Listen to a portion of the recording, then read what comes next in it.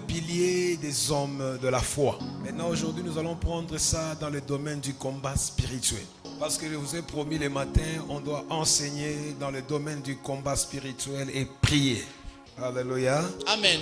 Et tu vas comprendre le secret et tu vas comprendre comment prier. Je vous avais dit hier que l'homme qui demeure dans la foi, ou la demeure des hommes de foi, je vous avais dit que c'est la demeure où il y a l'autorité spirituelle.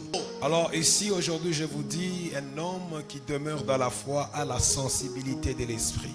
On va un peu jouer avec le mot biblique, un peu l'histoire biblique ainsi que les impactations bibliques. Alors, dis à celui qui est à côté de toi la sensibilité de l'esprit. La sensibilité de l'esprit. Alors, nous lisons Romains 8, 14. Job 33, 14. Je pense que les deux passages vont m'aider à développer ce que je vais faire. Romains 8, 14, nous lisons au nom de Jésus. Amen. Car tous ceux qui sont conduits par l'Esprit de Dieu, ceux-là sont fils de Dieu. Amen. Il est dit, tous ceux-là qui sont conduits par l'Esprit de Dieu sont fils de Dieu. Amen. J'aime ces versets, c'est très simple. Amen. Lisez Job 33, 14. Job 33, 14, la Bible déclare, Amen. car Dieu parle une fois et deux fois et l'on n'y prend pas garde. Amen.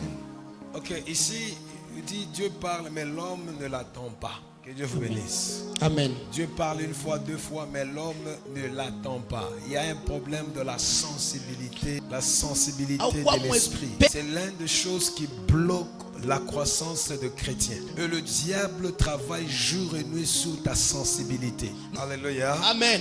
Les gens qui ont la sensibilité spirituelle, ce qui les combattent beaucoup, c'est la vue.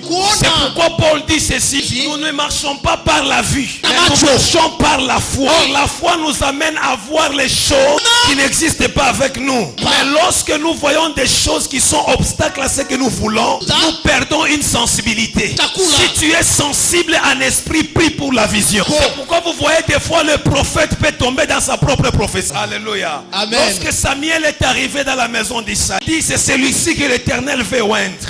Que j'aime ces jours-là, il y avait une communication directe entre Dieu et Samuel. C'est pourquoi il n'y a pas beaucoup de versets qui passent pour l'exécution de ce que Dieu avait dit. Ce que j'aime ces jours-là, il y avait une connexion directe entre Samuel et Dieu. Même si Dieu voyait que les yeux de Samuel avaient des obstacles. Mais quand Samuel dit c'est celui-ci que Dieu veut oindre, Dieu n'avait pas coupé la connexion avec Samuel depuis quand il était dans le temple. Samuel voyait des choses, il dit c'est ces choses. Mais Dieu n'a pas changé sa voix. Il a retenu et Dieu a laissé que Samuel retienne la même voix qu'il a écoutée quand il était enfant. Jusqu'à tel point Samuel dit à Isaïe, c'est tout ce que tu as comme enfant.